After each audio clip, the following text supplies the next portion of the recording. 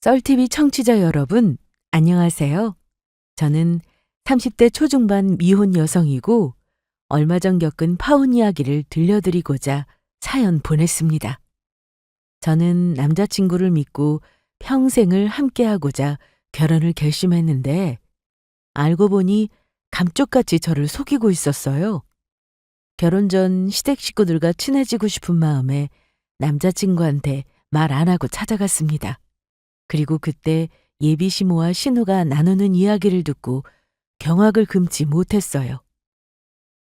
그동안 전혀 몰랐던 남자친구의 비밀을 듣게 됐거든요. 아직도 소름 돋는 게 만일 그날 말없이 예비 시댁에 가지 않았더라면 저는 아무것도 모르고 결혼을 했을 거라는 겁니다. 그리고 뒤늦게 사기 결혼이라는 걸 알고 충격에 휩싸여 이혼했겠죠. 파혼도 마음의 상처로 큰 흔적이 남지만 이혼은 이것보다 더 큰 흉터로 남았을 거예요. 아무렇지 않은 표정으로 저를 속인 남자친구를 용서할 수 없었습니다. 오만정이 다 떨어지고 너무 소름 끼쳐서 바로 파혼하고 헤어졌어요. 남자친구뿐만 아니라 그 집안 전체가 저를 속였습니다. 그래도 참 다행이죠. 조상님이 도와주신 것 같아요. 결혼 전에 모든 사실을 알게 하고 그 집안과 엮이지 않게 해주셨으니 참 감사하죠. 대체 전 남자친구에게 어떤 비밀이 있었는지 궁금하시죠? 지금부터 제 이야기를 시작하겠습니다. 저와 남자친구랑은 일을 하다가 만났어요. 같은 직장에서 근무하는 건 아니고 제 업무가 거래처를 상대하는 일이다 보니까 이곳저곳을 많이 다니며 여러 업체와 미팅을 하곤 하는데 그때 남자친구를 만났습니다. 남자친구는 거래처 회사 직원이었고 저와 업무적으로 마주칠 일이 많았어요. 업무차 미팅을 할 때마다 서로에게 계속 호감을 느꼈고 그렇게 우리는 연인 사이로 발전했습니다. 남자친구와 저는 1년 정도 만났어요. 그리고 그때 결혼 이야기가 나오기 시작했죠. 사실 우리는 결혼을 전제로 만나고 있었습니다. 언제 결혼하면 좋을지 구체적인 계획은 잡지 않았지만 언젠가 결혼을 할 생각이었어요. 당시 저는 회사의 중요한 일을 맡아서 진행하던 중이라 여러 가지로 여유가 없었습니다. 그래서 가능하다면 결혼을 천천히 하고 싶었죠. 대략적으로 35전에는 결혼할 생각이었습니다. 그러던 어느 날 남자친구가 먼저 결혼 이야기를 꺼내더라고요. 우리 둘 다 결혼 정년기이고 한창 좋을 때인데 시간 끌 거 없이 그냥 빨리 결혼하는 게 어떻겠냐고 했습니다. 처음에 제가 결혼 천천히 하고 싶다고 했을 때 남자친구는 그러라면서 제 뜻을 이해해 줬어요. 그런데 사귄 지 1년 정도 되어 가니까 빨리 결혼하는 게 낫지 않겠냐면서 저를 설득했습니다. 내 뜻을 이해해 줄 때는 언제고 갑자기 태도를 바꾸니 당황스러웠어요.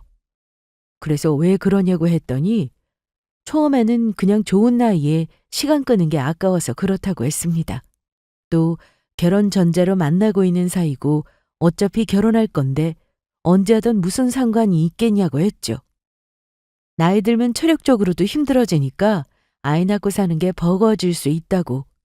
한 살이라도 젊을 때 가정 꾸리고 안정적으로 사는 게 좋을 것 같다고 했습니다.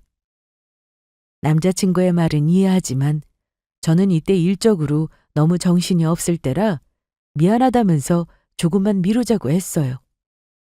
결혼 준비 시작하면 신경 써야 할 게 많을 텐데 일하면서 준비까지 하면 더 정신없어서 힘들 것 같다고 했습니다.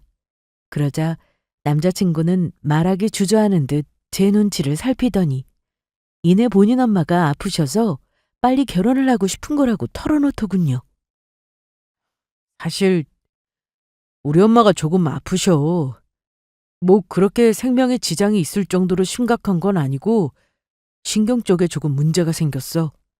저번에 엄마 몸이 조금 불편하다고 했잖아. 사실 한쪽 다리에 마비가 왔어.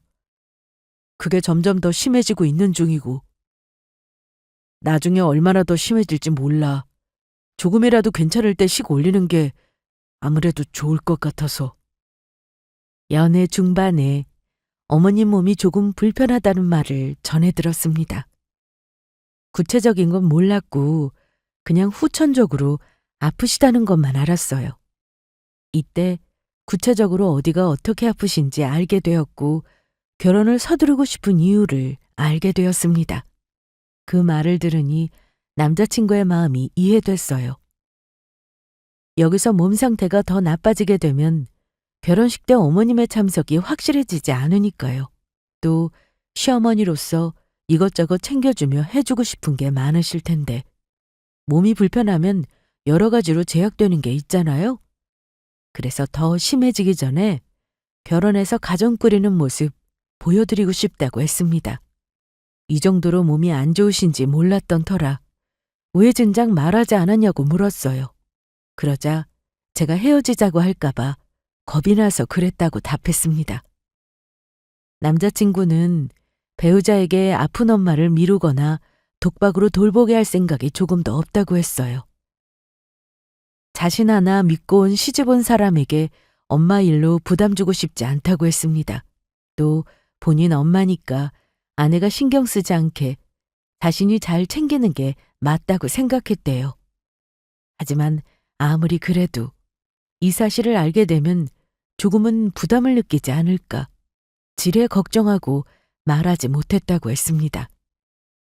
자신이 다 알아서 챙긴다고 해도 며느리로서 아내로서 부담스러워할 게 뻔하니까 말을 할까 말까 망설였대요. 아무리 사랑한다고 해도 아픈 시어머니를 부담스러워하지 않을 여자가 세상에 어디 있겠냐고요. 그래서 그동안 말 못하고 소갈이 했는데 더 이상은 속이고 싶지 않아서 솔직하게 털어놓는다며 잘 생각해보고 어떻게 하면 좋을지 이야기해달라고 했습니다. 이 부분이 마음에 걸려서 결혼이 망설여진다면 걱정하지 말고 얼마든지 솔직하게 말해달라고 했어요. 본인은 충분히 이해한다면서요. 씁쓸하게 웃으며 말하는 남자친구의 얼굴을 보니까 마음이 참 아팠습니다. 그동안 혼자 사실대로 말도 못하고 끙끙 앓았을 생각을 하니 속상하더라고요. 우선 사실대로 말해줘서 고맙다고 했고 저는 그 자리에서 남자친구에게 결혼하자고 했습니다. 제 말을 들은 남자친구는 깜짝 놀라면서 그게 정말이냐고 되물었어요. 뭐?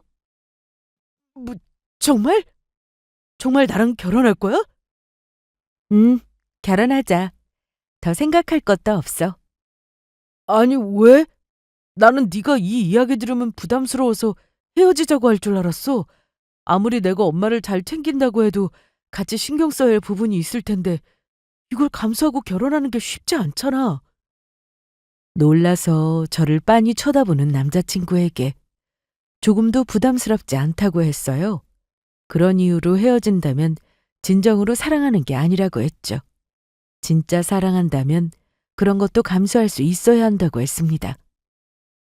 나는 너를 많이 사랑하고 있고 평생의 배우자로 생각하고 있기에 그런 이유로 헤어질 마음이 눈꽃만큼도 없다고 했어요. 나한테 사실대로 말하지도 못하고 소갈이 했을 너를 생각하니 오히려 내 마음만 아프다고 했죠. 솔직히 일 때문에 시간적으로 여유가 없어서 결혼을 미루고 싶었지만 그런 이유라면 미루지 않고 결혼하겠다고 했습니다. 입장 바꿔서 제가 남자친구라도 부모님이 조금이라도 건강할 때 식 올리고 싶을 것 같았거든요. 대신에 결혼 준비를 잘 도와주지 못할 수도 있으니 그건 이해해달라고 했습니다. 그러자 그런 건 아무 상관없다면서 아예 저더러 신경 쓰지 말고 일에만 전념하라고 했어요. 결혼 준비는 본인이 알아서 다 한다고요. 감격스런 표정으로 저를 꼭 안으며 이해해줘서 고맙다. 부족한 본인을 받아줘서 고맙다며 앞으로 잘하겠다는 말만 되풀이했습니다. 저는 결혼을 결심한 걸 조금도 후회하지 않고 망설임조차 없었어요. 혹시라도 내가 아픈 시어머니를 모셔야 하지 않을까 하는 그런 걱정도 없냐고 물으신다면 네, 그렇습니다. 내가 사랑하는 사람의 가족이라면 내 가족과도 같다고 생각했고, 나 혼자 하는 게 아니라 같이 신경 쓰고 챙길 텐데 괜찮다고 여겨졌어요. 물론 힘든 순간들도 있겠죠. 하지만 서로 의지하고 힘을 합친다면 어떠한 역경도 잘 헤쳐나갈 수 있을 거라 생각했습니다.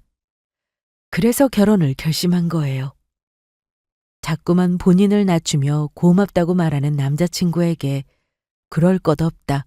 나 또한 부족한 게 많고 일 때문에 바빠서 소홀할 때도 있을 거다. 하지만 최대한 노력할 테니 사랑하는 이 마음 잊지 않고 서로 잘 살아보자고 했습니다.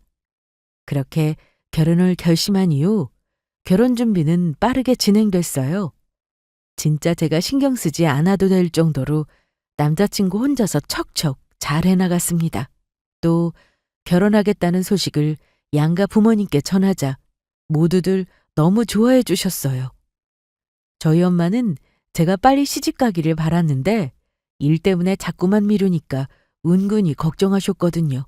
그런데 결혼하겠다고 하니 얼마나 좋아하셨는지 모릅니다. 예비 시모도 저를 무척이나 마음에 들어 하셨어요. 처음 예비 시댁에 인사를 드리러 간 날 불편한 시모의 다리가 눈에 들어왔어요. 예비 시모는 제 손을 꼭 잡으며 부족한 아들과 결혼해줘서 고맙다고 했습니다. 앞으로 본인이 딸처럼 아껴주며 사랑으로 품겠다고 하셨어요.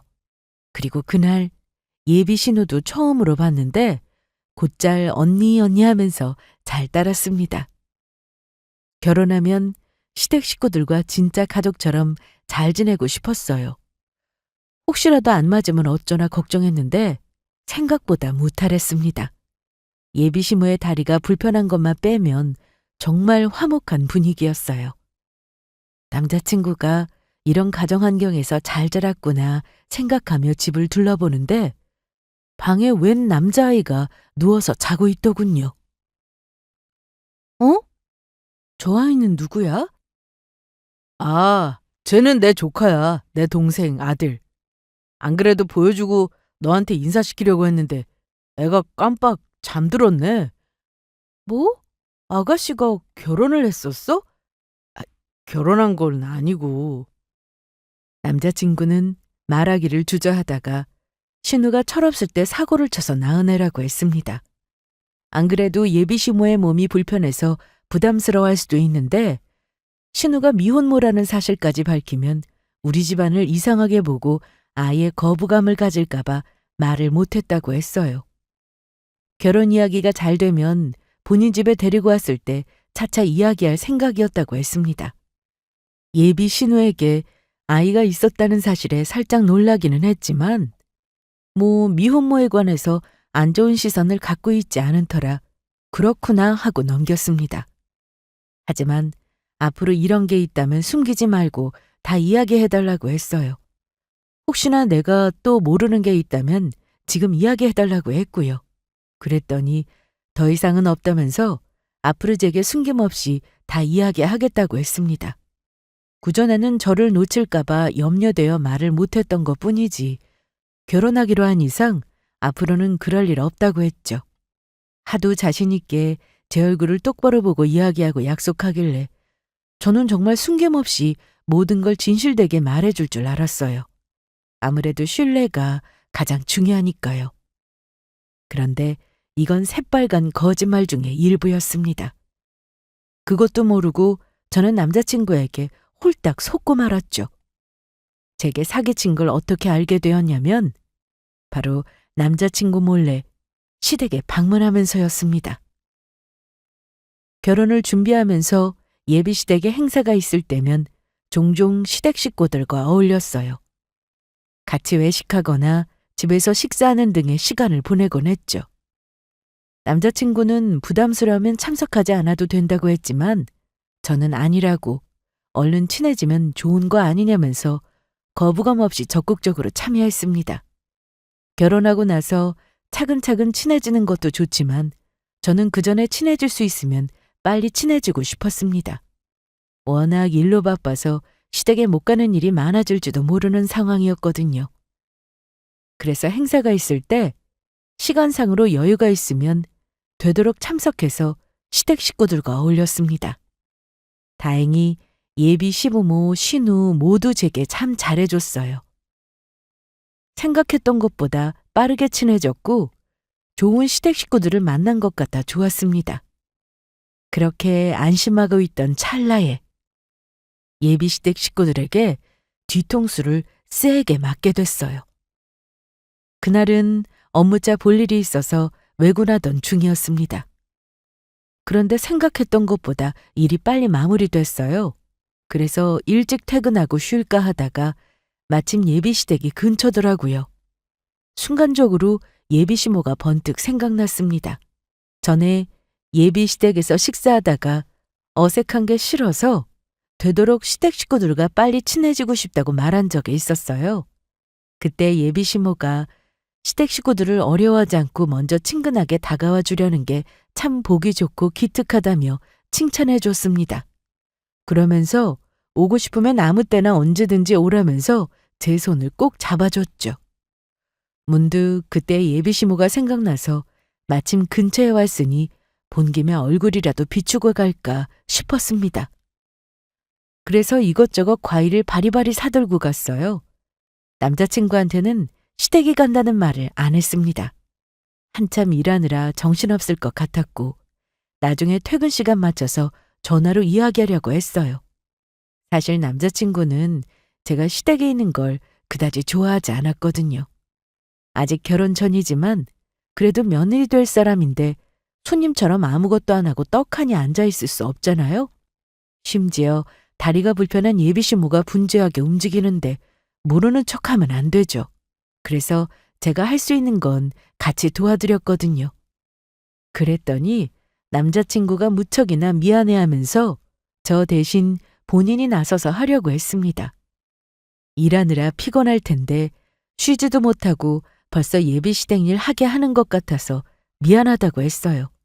그냥 본인이 하면 되는데 제가 계속 도와주려고 하니까 못하게 하려고 몇 번 실랑이 하기도 했습니다. 나중에는 시댁에 갈 일이 생기면 혼자 오지 말고 꼭 본인하고 같이 가자고 했어요. 그래야 저 대신 시모를 도울 수 있으니 절대 저 혼자 가지 말라고 했습니다.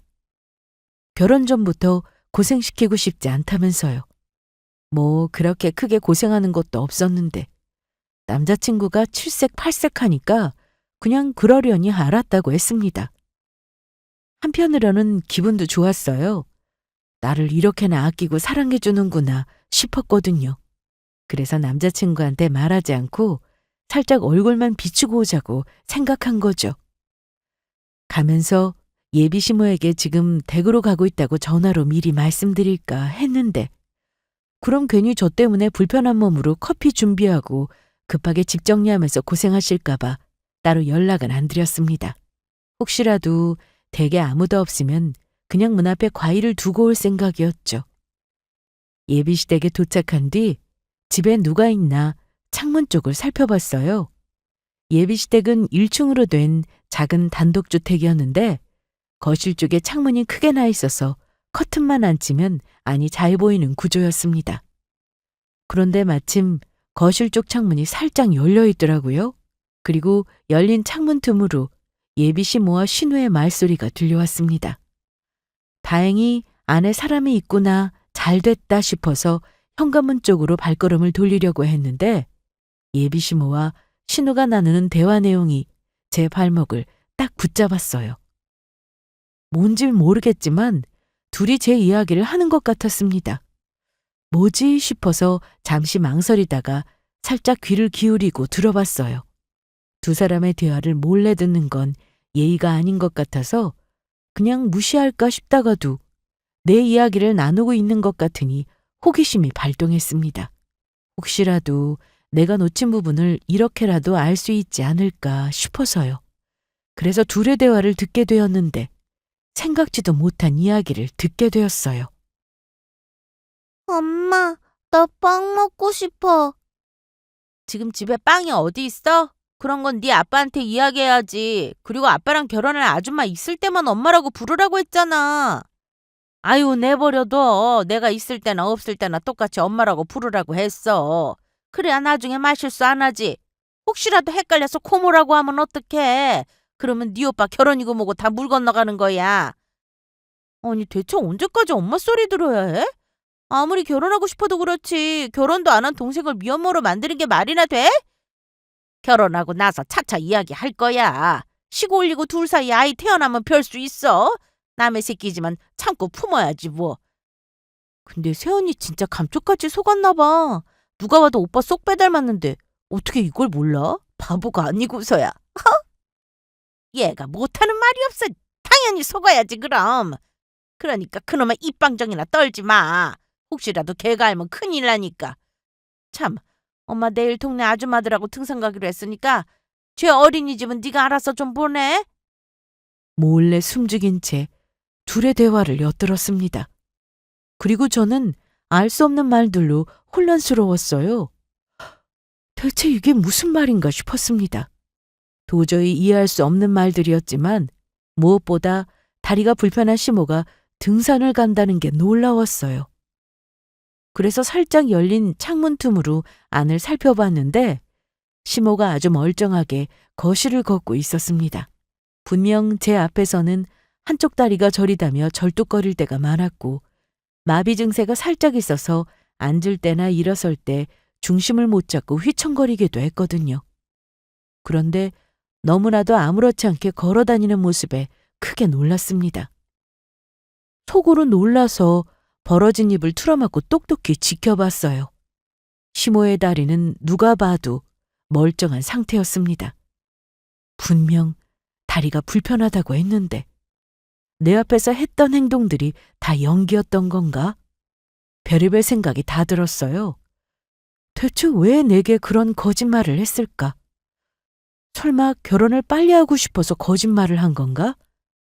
많은 생각들로 머리에 과부하가 걸릴 것 같았습니다. 우선 제가 그들의 이야기를 들었다는 걸 알면 안 되니까 저는 서둘러 자리를 벗어났어요. 무사히 다녀간 티를 내지 않고 빠져나오자마자 가쁜 숨을 내쉬며 대체 무슨 일인가 사태 파악을 하기 시작했습니다. 한동안 집에서 아무것도 못하고 멍하니 생각만 했어요. 그리고 나온 결론은 확실하게 확인을 해봐야겠다라는 것이었습니다. 며칠 후 저는 남자친구와 함께 예비시댁에 방문해서 시댁 식구들과 식사 시간을 가졌어요. 그리고 이때 남자친구와 신우의 아들 머리카락을 몰래 확보해서 지퍼백에 나눠 담았습니다. 사실 두 사람을 상대로 친자 검사를 하려고 했어요. 그래서 일부러 갔습니다. 증거를 확보하려고요. 다음 날 두 사람의 머리카락으로 친자 검사를 의뢰했습니다. 그리고 며칠 후 결과지를 받았죠. 떨리는 손으로 검사서를 살펴보는데 99.9% 친자 관계가 성립된다는 글이 딱 눈에 띄었습니다. 신우의 아들이 아니라 정말 남자친구의 아들이 맞았어요. 한편으로는 내가 잘못 들은 거였으면 좋겠다고 생각했습니다. 믿었던 남자친구가 날 속였을 리 없다고 믿고 싶었어요. 그런데 이렇게 제 두 눈으로 결과지를 보니까 비로소 명확해졌습니다. 남자친구와 그의 가족들은 저를 감쪽같이 속였어요. 나랑 결혼하려고 자기 아들을 동생의 자식으로 포장한 것이 기가 막혔습니다. 그럼 예비 시모의 다리가 불편한 것도 거짓이었죠. 그래도 정확하게 짚고 넘어가고 싶어서 사람 뒤를 캐는 업체에 사건을 의뢰했습니다. 의심되는 부분을 말하고 정말 아픈 게 맞는 건지 샅샅이 알아봐달라고 했어요. 진짜 제가 살다 흥신소에 사건을 의뢰하게 될 줄은 상상도 못했습니다. 제 인생에 이런 일은 없을 거라고 생각했는데 남자친구 덕에 안 겪어도 될 일을 경험하게 됐죠. 사람들이 누군가의 뒤를 캘 때 흥신소에 맡기는지 그 이유도 알았습니다. 돈값 제대로 하더군요. 업체에서 받은 사진을 쭉 살펴보는데 하나같이 가관이었습니다. 다리를 불편해하던 예비 시모가 아무렇지 않게 등산하고 있는 모습과 사람들과 어울리며 신나게 댄스 모임에 참여하고 있는 모습까지. 나 하나 속이겠다고 온 가족이 짜고치고 아주 작정했구나. 어이없어서 헛웃음이 나왔습니다. 제 앞에서 연기까지 할 정도로 그렇게 결혼이 하고 싶은 건가 싶더라고요. 모든 비밀을 다 알게 된 후 오만정이 다 떨어졌어요. 남자친구와의 결혼 가당치도 않은 일입니다. 다 알게 됐는데 어떻게 예정대로 결혼할 수 있겠어요? 파혼은 당연한 사실이 되었습니다. 다만 그 전에 왜 이렇게까지 속인 건지 그 이유가 궁금하더라고요. 그래서 남자친구를 만나 묻고 싶었지만 차마 그럴 수 없었습니다. 또 뱀의 혀로 어떤 거짓말을 꾸며낼지 못 믿겠더라고요. 며칠 후 남자친구는 결혼 문제로 상의할 게 있다면서 잠깐 보자고 했고 우리 동네 카페에서 만났습니다. 제 앞에서 정신없이 결혼에 관련된 이야기를 떠들어댔지만 저는 조금도 귀에 들어오지 않았습니다. 제가 듣는 둥 마는 둥 하니까 본인이 하는 말 듣고 있냐고 묻더군요. 그래서 저는 별다른 대꾸 없이 고민이 하나 있다고 했습니다. 뭐냐고 묻길래 친한 친구한테 들은 이야기라면서 예비시댁 식구들이 그동안 친구를 속이고 있었다고 말해주었어요. 그걸 알게 된 친구가 큰 충격을 받고 배신감에 많이 힘들어하고 있다고요. 그러자 남자친구의 표정이 묘하게 바뀌면서 당황스러워했습니다. 제 친구의 일이라고 말하면서 남자친구가 어떻게 나오나 그 반응이 궁금했어요. 그러자 남자친구는 무슨 그런 일이 다 있냐면서 친구분이 많이 속상해하실 것 같다고 했습니다. 저를 속이고 있는 당사자가 그런 식으로 말하는 게 참 가식적이더라고요. 아무튼 저는 그런 남자친구에게 나는 그런 충격을 받으면 정말이지 못 견딜 것 같다. 너는 그러지 말라고 했죠. 나는 말이야. 친구처럼 그런 일 당하면 정말이지 못 견딜 것 같아. 얼마나 충격이겠어? 배신감은 말도 못할 거고. 그렇지. 나라도 그럴 거야. 두 사람 사이의 신뢰가 제일 중요한 거잖아? 그래서 나는 참 다행이라고 생각해. 뭐가? 결혼 전에 숨기는 거 없이 다 말해줬잖아. 어머님 아프신 거랑 아가씨 미혼모인 거. 아, 그거. 맞아. 나는 결혼하기 전에 사실대로 다 말하고 싶었어. 네 말대로 신뢰가 중요한 거니까. 혹시 숨기는 거 더 있는 건 아니지? 너는 절대 나 배신하면 안 돼. 알았지?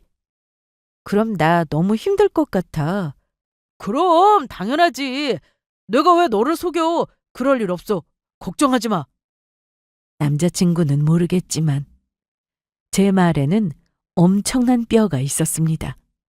어떻게 나오나 싶어서 툭 던진 말이었는데 여전히 천연덕스럽게 거짓말로 일관했어요. 심지어 본인은 그럴 일 없다면서 걱정하지 말라는 말까지 자신 있게 해댔습니다. 그게 참 역겨웠어요. 큰 비밀을 숨기고 있는 주제에 감히 저렇게 말할 수 있을까? 사람이 참 뻔뻔하구나. 어디까지 나를 속일 셈인가 궁금하더군요. 뭐 이렇게 떠봤을 때 순순히 비밀을 말한다면 거기서 마무리 지으려고 했습니다. 그러나 작정하고 속이려고 한 인간이 과연 그러겠어요? 예상대로 아무렇지 않게 거짓말하더라고요.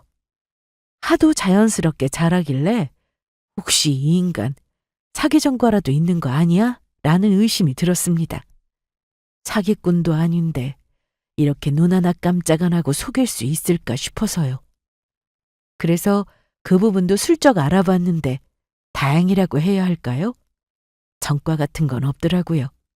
하지만 전과가 없으면 뭐해요? 저를 속인 게 거의 사기 수준이었습니다. 저는 남자친구뿐만 아니라 은근슬쩍 심호도 떠봤어요.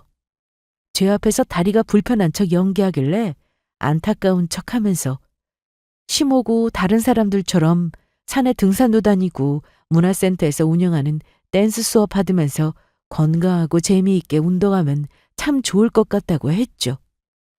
비록 몸이 불편하지만 그래도 작게나마 한번 해보겠냐고 했더니 손살에 치면서 본인이 어떻게 할 수 있겠냐고 했습니다.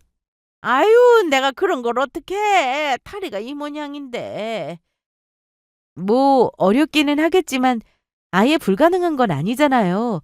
운동 목적으로 무리 가지 않는 선에서 해도 괜찮을 것 같은데. 아이고, 아니야.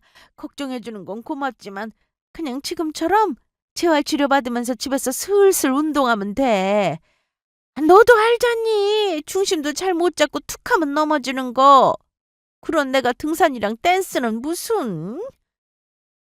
역시나 그 아들의 그 엄마죠. 남자친구랑 똑같이 천연덕스럽게 거짓말을 늘어놓았습니다. 저는 그들이 제기한 이야기를 모두 녹음해두었어요. 나중에 오리발 내밀 때 증거로 사용하려고요. 그리고 회사에 잠시 휴가를 냈습니다. 그동안 일 때문에 제대로 들여다보지 않아서 이런 일이 생긴 것 같다는 생각이 들었어요. 그래서 주위를 살피고 잠시 나를 보는 시간을 갖기로 했죠. 이때 저를 속인 그들도 벌하고요. 어떻게 갚아줄까 고민하다가 나를 속이고자 벌인 그 가증스런 연기를 많은 사람들 앞에서 벗기고 싶었습니다. 그래서 시모가 댄스 모임에 가는 날 저는 일부러 시댁에 방문해서 조카를 돌봐주겠다고 했어요. 마침 쉬는 날이라 놀아주고 싶다고 했죠. 그랬더니 신우랑 시모가 좋아하더군요. 말로는 쉬는 날 푹 쉬지도 못하고 애랑 놀아도 괜찮겠냐, 힘들지 않겠냐 했지만 좋아하는 걸 느낄 수 있었습니다. 서로 눈빛 주고받으면서 몰래 웃더군요. 시모는 댄스 모임 가야 하고 신우는 모처럼 편하게 쉴 수 있으니 좋을 수밖에요. 저는 아이를 데리고 함께 집 밖으로 나왔습니다. 아이를 차에 태우고 시모가 밖으로 나오기만을 기다렸어요. 그리고 1시간 뒤 시모가 나왔고 가벼운 발걸음으로 댄스장을 향해 들어갔습니다. 몇 분 뒤 저는 아이의 손을 잡고 댄스장으로 들어갔어요. 문을 열고 들어가 보니 어떤 아저씨랑 같이 손을 맞잡고 우아하게 사교 댄스를 추고 있는 시모가 보였습니다. 제가 있는 줄도 모르고 푹 빠져서 집중하고 있더라고요. 그래서 저는 아무렇지 않게 박수를 크게 쳤습니다. 시모를 향해 춤을 우아하게 잘 추신다고 칭찬도 날리면서요. 제 소리에 시모의 발걸음이 멈춰졌고 제가 있는 쪽으로 고개를 돌렸습니다. 그리고 사색이 된 얼굴로 저를 쳐다봤죠. 이야, 춤 정말 잘 추시네요. 한두 번 추신 솜씨가 아닌데요? 네가 여기를 어떻게 애 데리고 놀러 간다고 하지 않았니? 네, 그래서 놀러 왔어요. 오늘 어머님 댄스 수업 있는 날이잖아요. 얼마나 잘 추시나 두 눈으로 직접 확인하고 싶었거든요. 그런데 어머니 다리 멀쩡하시네요? 어? 이건 그냥 가끔씩 다리가 괜찮아지기도 하고 그래서. 공교롭게도 춤출 때만 괜찮아지나 봐요? 여기 사진 보니까 이때도 괜찮으신 것 같은데. 아니다. 등산할 때도 괜찮아지는 건가? 저는 업체에서 받은 사진을 꺼내 시모에게 보여줬습니다. 그러자 황급히 사진을 가로채서 숨기더군요. 그래봤자 이미 다 확인했는데 말이에요. 주변에 있던 사람들은 시모가 갑자기 왜 이러나 이상하게 쳐다보길래 제가 그 이유를 큰 소리로 설명해 줬습니다. 여기 있는 이 사람은 내 시어머니 될 사람인데 한쪽 다리에 편마비가 와서 걷는 게 어렵고 중심 잡기도 힘들어서 잘 넘어진다고. 그런데 그런 사람이 이렇게 춤도 잘 추고 등산도 할 수 있는 게 말이나 되냐고요. 분명 내 앞에서는 맨날 다리를 절뚝이거나 넘어지기까지 했는데 어떻게 이게 가능한 건지 도통 모르겠다고 했습니다. 그러자 모두들 수근거리면서 시모를 이상하게 쳐다봤어요. 그러자 옆에 있던 아줌마가 시모에게 이게 무슨 소리냐면서 한쪽 다리에 마비가 있는 게 사실이냐고, 그런 사람이 어떻게 자신이랑 같이 등산을 간 거냐고 물었습니다. 죄다 이상하게 쳐다보니까 당황한 시모는 멋쩍게 웃으면서 뭔가 잘못 알고 있는 것 같다면서 오해라고 손을 저었어요. 사실 본인은 한쪽 다리가 불편한데 매번 그런 게 아니라 좋아질 때도 있다면서 또 운동할 때는 잘 안 돼도 참고 이악 물고 하는 거라 가능하다나 뭐라나 되지도 않은 변명을 늘어놓더군요. 며느리 될 아이는 자기 다리가 불편한 줄 알고 있는데 춤을 잘 추는 것 같으니까 놀라서 그런 것 같다고 황급히 상황을 마무리 지으려고 했습니다. 그래서 저는 쐐기를 박았어요. 아, 그러세요? 그럼 이건 어떻게 설명하실 거예요? 매주 2번씩 재활치료 받는다고 하셨는데 보름 동안 병원에 간 적은 단 한 번도 없으시던데요? 제가 정말 병원에 가는지 안 가는지 하도 궁금해서 사람을 붙여놨거든요. 그랬더니 시장, 등산, 댄스 모임, 집 앞 공원 약수터, 사우나 등등 여기저기 잘만 다니시는데 정작 병원은 단 한 번도 안 가셨어요. 분명 저한테는 병원에 다녀왔다고 하셨는데 말이죠. 그건 이제 그만하시죠. 거짓말이 거짓말을 낳는다고 계속 거짓말하면 끝이 없어요. 거기다 이미 다 알고 있어서 거짓말해봤자 달라지는 것도 없고요. 그래서 사람 묻혔니? 내가 정말 다리가 아픈지 안 아픈지 감시한 거였어? 대체 언제부터야? 시모는 언제부터 안 거냐고 묻길래 사실대로 말해줬어요. 남자친구 몰래 시댁에 방문한 그날 아가씨랑 주고받은 이야기를 들었다고 했습니다. 그러자 입을 떡 가리며 주저앉았습니다.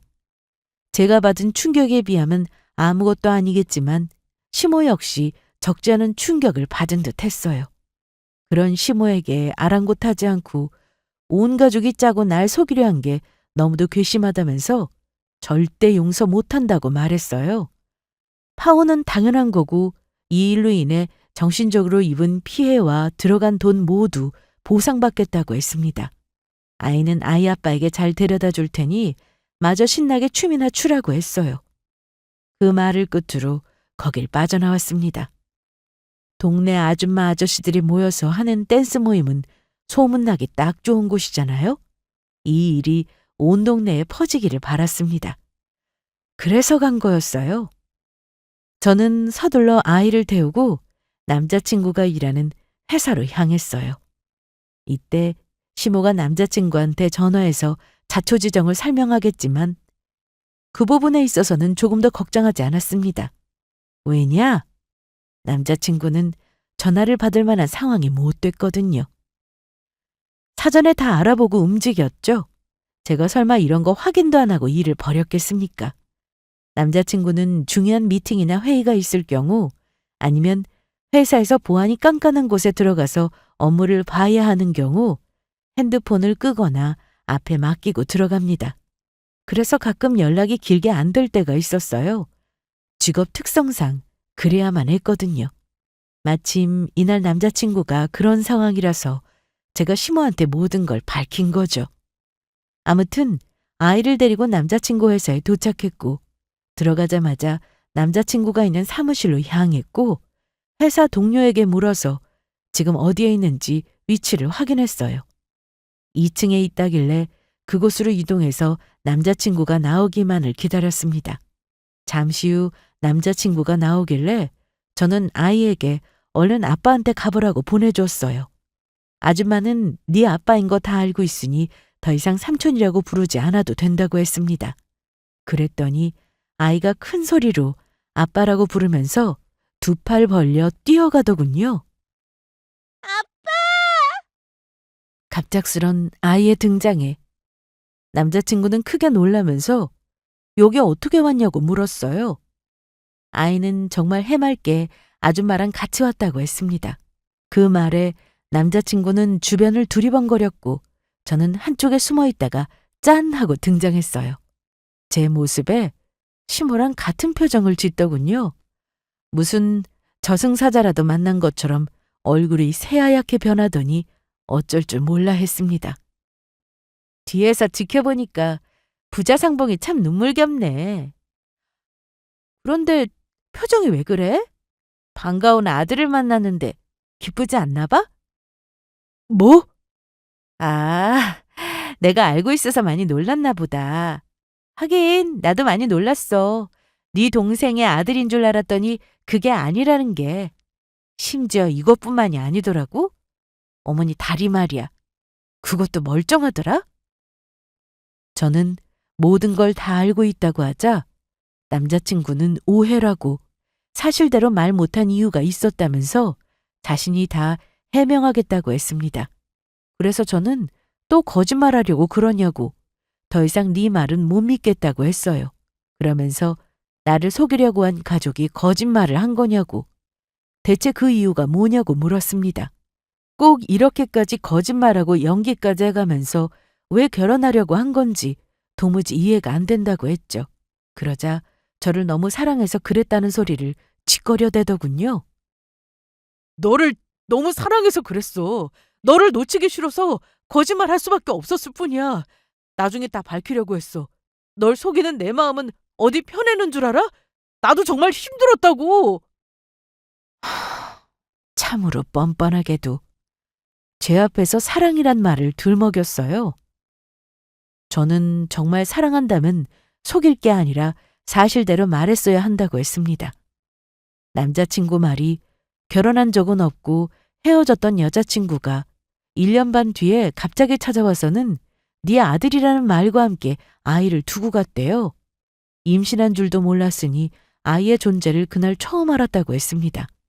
많이 놀라고 당황스러웠지만 그래도 자신의 아들이니까 책임지고 싶었대요. 그렇게 키우면서 아들 딸린 자신을 이해하는 여자를 만나거나 결혼 경험이 있는 사람을 만나서 가정을 꾸려야겠다고 생각했답니다. 엄마의 상화에 못 이겨 제 혼자리로 선도 많이 봤대요. 그런데 아무리 선을 봐도 별다른 감흥이 없었대요. 딱히 결혼하고 싶은 여자를 못 만났던 거죠.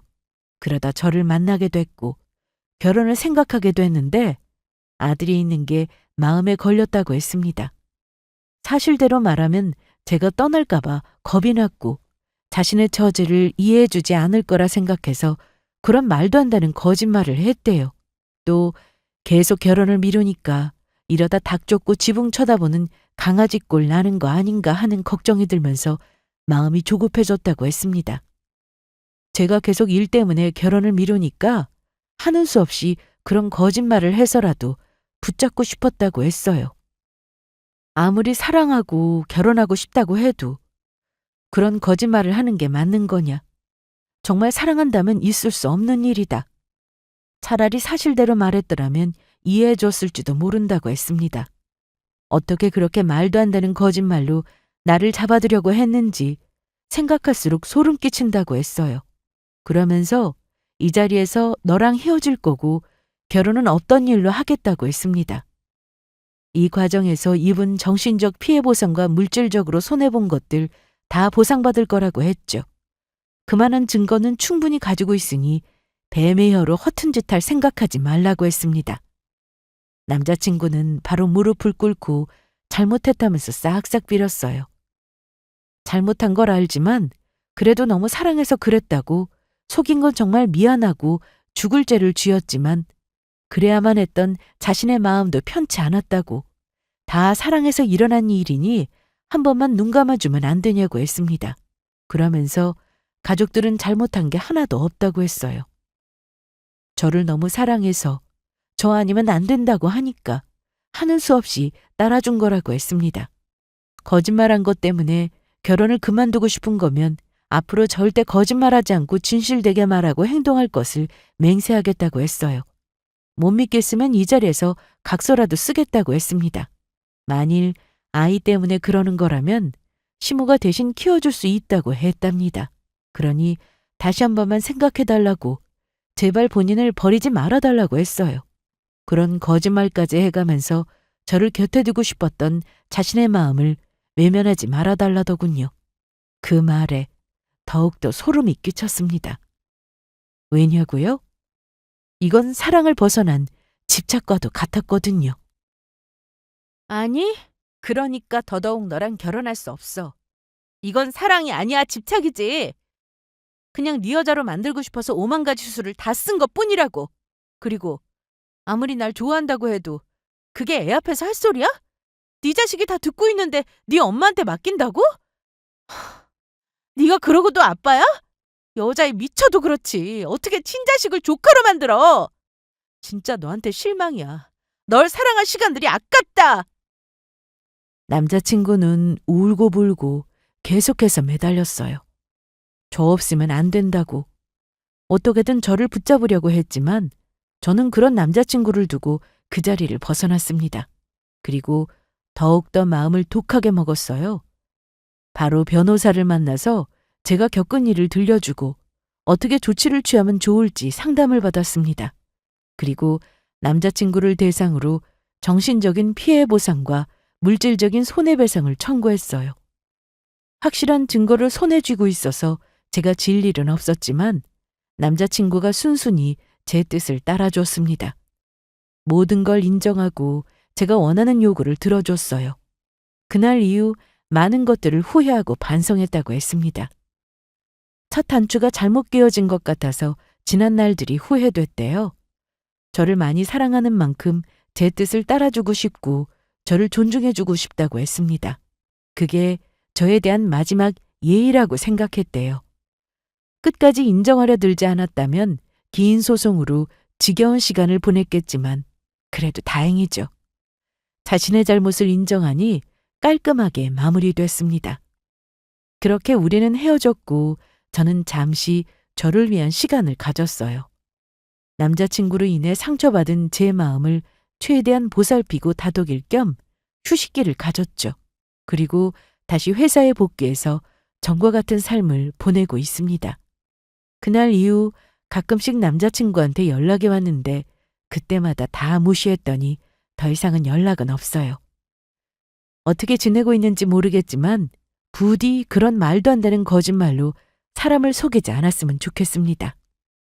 여러분도 결혼할 사람이라고 해서 다 믿지 마시고 의심되는 부분은 한번 자세하게 들여다보세요. 혹시 알아요? 저처럼 속고 있을지 모르잖아요? 저처럼 경악스러운 일 겪지 마시고 정말 믿어도 될 사람인지 확실하게 들여다보고 판단하시기를 바랍니다. 그럼 지금까지 저의 긴 이야기를 들어주셔서 감사합니다.